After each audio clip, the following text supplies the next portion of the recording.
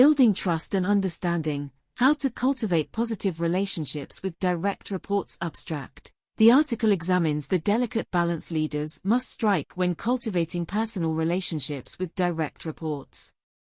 While friendly and empathetic relationships can foster teamwork, productivity and morale, leaders must also maintain clear boundaries to avoid favoritism and compromising their authority and objectivity. The article explores strategies for establishing appropriate professional distance. Actively listening to build understanding, facilitating team bonding through shared experiences, and promoting autonomy and growth through empowering leadership.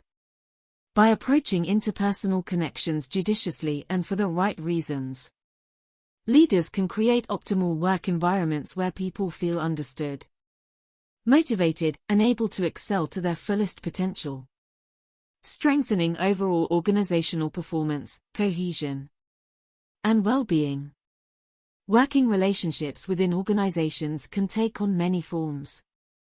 At their best, they foster teamwork, productivity, and morale. However, cultivating personal friendships within a workplace power dynamic also poses risks that leaders must thoughtfully navigate. Today, we will explore how maintaining professionalism while also building understanding and trust with direct reports can help foster optimal work environments. Establishing appropriate boundaries. All workplace relationships require clarity around boundaries. Rock and Jones. 2015. While friendliness and approachability are important virtues for leaders, it is crucial to maintain some degree of professional distance from those one manages. Complete openness in personal matters or socializing together outside work hours risks blurring lines and potentially enabling favoritism. Smith. 2017. Set clear expectations that work conversations and decisions will remain professional in nature. Avoid discussing one's personal life in ways that could compromise objectivity. Do not socialize privately with direct reports outside established team-building activities. Group lunches or occasional group outings after work hours can foster camaraderie while maintaining appropriate distance. Consider personal or sensitive disclosures on a need-to-know basis only. Share just enough to build empathy and understanding without oversharing details that compromise a leader's authority or impartiality. For example, as a mid-level manager at an ad agency, I make it a rule not to accept direct reports' social media friend requests or meet one-on-one for after-work drinks. However, I occasionally organize team pizza lunches or group outings, like going to see a new movie release together. This strikes a balance of friendliness and team building while upholding boundaries. Cultivating understanding through active listening to succeed. Leaders must know and understand their people, yet maintaining distance risks missing important personal context that can impact work. Research shows leaders who make time for empathetic listening build greater rapport and motivate direct reports. Goldman.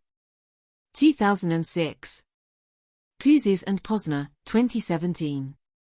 Regular one-on-one check-ins where both parties feel heard foster psychological safety that in turn improves performance. Innovation and Retention, Edmondson, 2018. Schedule individual listening meetings regularly without an agenda to establish psychological safety. Ask open-ended questions and refrain from multitasking to give full attention. Maintain empathy by paraphrasing what you hear and reflecting on each person's experience from their perspective. Avoid judgment and solve problems only if invited. Share occasional self-disclosures judiciously to role model vulnerability. Build understanding and strengthen the reciprocal nature of trust. For example, as director of a non-profit, I schedule monthly one-on-one check-ins with each staff member. I make it clear these are for open communication, not performance reviews. By actively listening without an agenda, our team has become more collaborative problem solvers who feel empowered to innovate for our clients. Facilitating team bonding through shared experiences. Building cohesion among a diverse workforce requires forging bonds alongside professional relationships. Dutton and Heafy. 2003.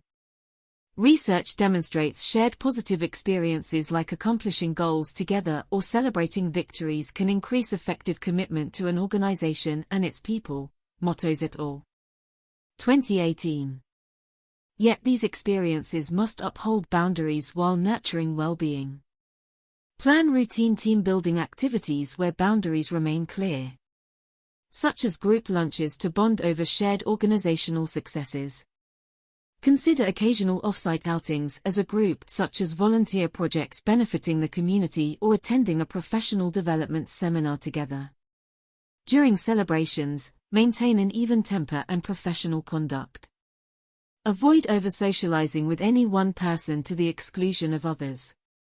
For example, as a hospital department head, my team cares deeply for patients but rarely celebrates achievements together. So after a record-breaking fundraising quarter, I organized a group dinner at a nice but casual restaurant for the whole team to bond over our shared success in serving the community. This strengthened our cohesion while avoiding friction. Promoting team autonomy and growth through empowering leadership despite boundaries. Leaders who invest in developing direct report skills and leadership see greatest returns. Gordon. 2017. When given leeway to problem-solve independently and learn from failures, people feel ownership over their work and grow into their best selves. Micromanaging or limiting risk-taking out of a misguided need for control fosters resentment and stifles motivation. Assign stretch projects that push individuals outside comfort zones but provide support rather than close oversight. Establish clear expectations and guardrails for projects rather than rigidly dictating tasks. Check in periodically for guidance, not scrutiny. Celebrate failures that result from calculated risk-taking as learning opportunities, not punishments. View mistakes through a growth mindset of continuous improvement.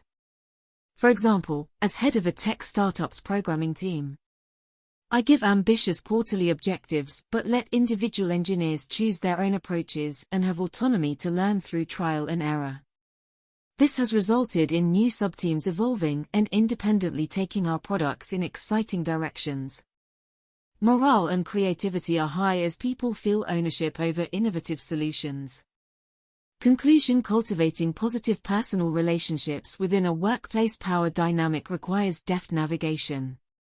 By establishing clear boundaries, actively listening with empathy, facilitating shared team experiences appropriately, and empowering autonomy through trusting leadership, managers can foster optimal working environments where people feel understood, motivated and able to excel to their fullest potential. When approached judiciously and for the right reasons centered around servicing organizational missions and developing individuals.